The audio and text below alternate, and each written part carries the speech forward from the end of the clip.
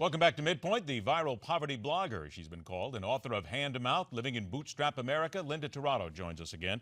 Linda, J.P. Morgan Chase CEO Jamie Dimon is the gentleman who made a call to lawmakers on Thursday, urging them to support the omnibus spending bill, basically to weaken Wall Street regulations. What are Americans supposed to take from that? There's a constant hammer away against big business, but to look at somebody like this who basically says, let's weaken them out so that we can make more money. I mean, look, Jamie Dimon having a Rolodex is no way to make public policy. Let's put it that way. And God bless him for having a Rolodex and doing well for himself. The trouble that I have is when he starts thinking that what's good for him and his business is what's good for me and my family, because it isn't in a lot of cases. When we're talking about repealing Dodd-Frank and weakening those provisions, look, do you know what a synthetic debt obligation is? Do you know what a CDO is? Even Alan Greenspan wasn't 100% and had to go in front of Congress and say there's been a massive flaw in the system. When Alan Greenspan is telling you we're doing it wrong, perhaps we should listen to him for longer than a year or two.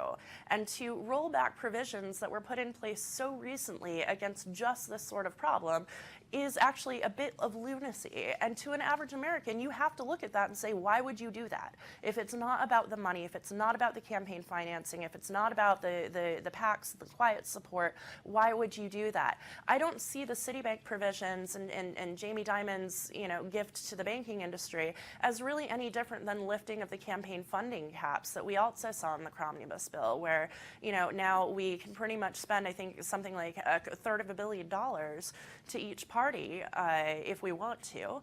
And I think that when you're talking about money and speech, this last midterm we saw really low turnout and really high spending, record high spending. And if we're counting money as speech, then I suppose we can say that turnout's actually ticked up a bit, but I don't think that's the sort of speech that we necessarily want to encourage in our political process. We see a tremendous amount of protests in this country, and there are always the younger generation, the next generation, who is complaining about what's happening. You just mentioned Dodd-Frank. I'll tell you right now that if you say those two words to a lot of people, their eyes glaze over. They have no idea what you're talking about. It completely goes over their head. So from that young protesters side of things, America seems to be galvanizing again.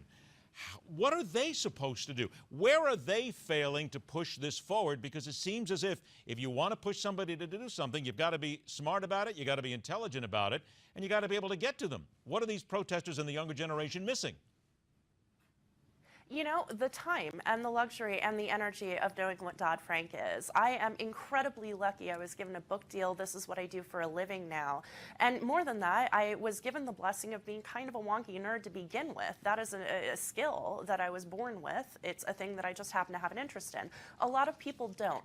But you shouldn't have to be able to name the provisions of an obscure budget bill to be able to say there is something wrong in this country when we have less jobs than we have job seekers. And the people who do have jobs are getting them at low wages and part-time, and they're having to sign contracts saying things like, well, I'm only going to work 28 hours a week, but also I agree to not get another job or I'll lose this one.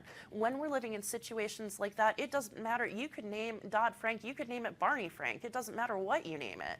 The point is that these provisions are taking away autonomy from average Americans, and you don't have to be able to read a budget bill to know that and to understand that that's what's happening. When we see things like why do poor people have refrigerators being debated in the news, like that's a legitimate question to ask.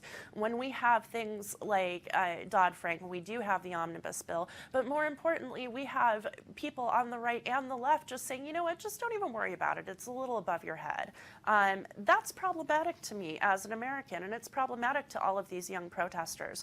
The reason people are out protesting is that the situation that we are creating is untenable, and it's going to continue to be so. So unless we start digging ourselves out of the hole, and you talk about the younger people, we're the ones that are going to clean up after this mess. All right, well, let me interrupt you here for 1 second. I've got about 1 minute. I got about 1 minute, and you just hit on something here. You said digging ourselves out. Would you not agree that also it is a responsibility of that generation, the younger generation, to dig themselves out, to do everything they possibly can to do that, and many times they don't do everything that they can?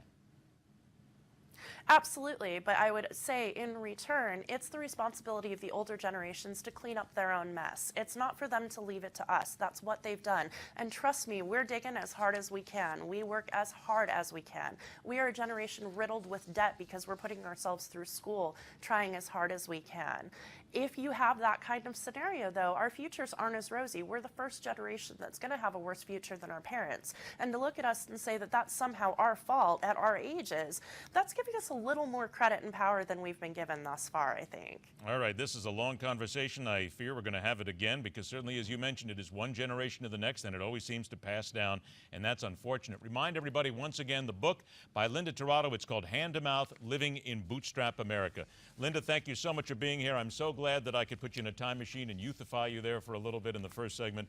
But let me go ahead and wish you and your family a very happy holiday and a Merry Christmas. And you, Ed, thank you so All much. right, take care. Break, and we return with the words and insight of Jennifer Rubin on everything from the Jeb Bush Führer to the latest federal judge slapping away at Obamacare. It's on MidPoint.